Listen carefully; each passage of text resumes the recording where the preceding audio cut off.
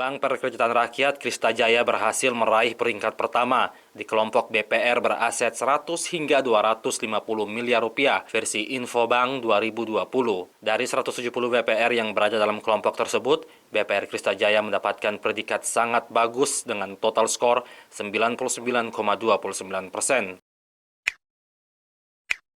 Sesuai data yang diperoleh lewat Biro Riset Infobank, tahun 2019 kredit BPR Krista Jaya tumbuh 9,72%, secara tahunan menjadi 178,62 miliar rupiah. Dana pihak ketiga atau DPK dan laba masing-masing naik 9,84% dan 19,11% menjadi 188,68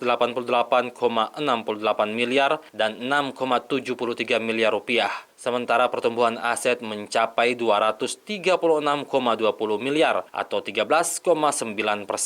Komisaris Utama BPR Krista Jaya, Christopher Lianto mengatakan, proses untuk mendapatkan peringkat pertama sangatlah sulit. Prestasi yang diperoleh Krista Jaya ialah penilaian pada laporan keuangan bulan Januari hingga Desember 2019. Kriteria yang menjadi faktor penilaian dari Infobank ini berdasarkan laporan keuangan yang kita publikasikan yang sudah diperiksa oleh OJK dan yang sudah diaudit oleh public accountant dan juga sudah disahkan dalam RUPS rapat umum pemegang saham BPR. Setelah final itu datanya masuk ke OJK, kemudian dipublikasikan, baru Infobank bisa merating, ya melihat semua datanya. Kalau ini datanya valid, ya karena semua sesuai data yang kita lapor ke OJK pemerintah dan yang dipublikasikan dan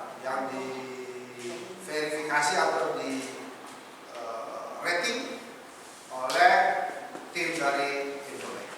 Kekuatan modal yang dilihat dari persentase K, rasio kecukupan modalnya yang tinggi, dan juga melihat pertumbuhan modal. Jadi modal yang nomor satu. Kemudian yang kedua, aspek yang dia perhatikan adalah kualitas aset. Nah, kualitas aset ini NPL yang dia lihat. Kemudian tingkat pertumbuhan kredit. Artinya dari tahun ke tahun kredit yang kita lepas itu mengalami pertumbuhan yang wajar. Kemudian kemampuan menghasilkan laba. Itu ada dua kriteria ekonomi itu di dalam perusahaan, yaitu ROA atau kemampuan menghasilkan laba dibandingkan dengan total asetnya, dan satu lagi ROI atau return on equity, kemampuan menghasilkan laba dibanding dengan modal yang dimiliki oleh perusahaan. Juga di situ dilihat tingkat efisiensinya, beban biaya dengan pendapatan. Satu lagi ada likuiditas, artinya ketersediaan dana di BPR untuk melayani kebutuhan masyarakat.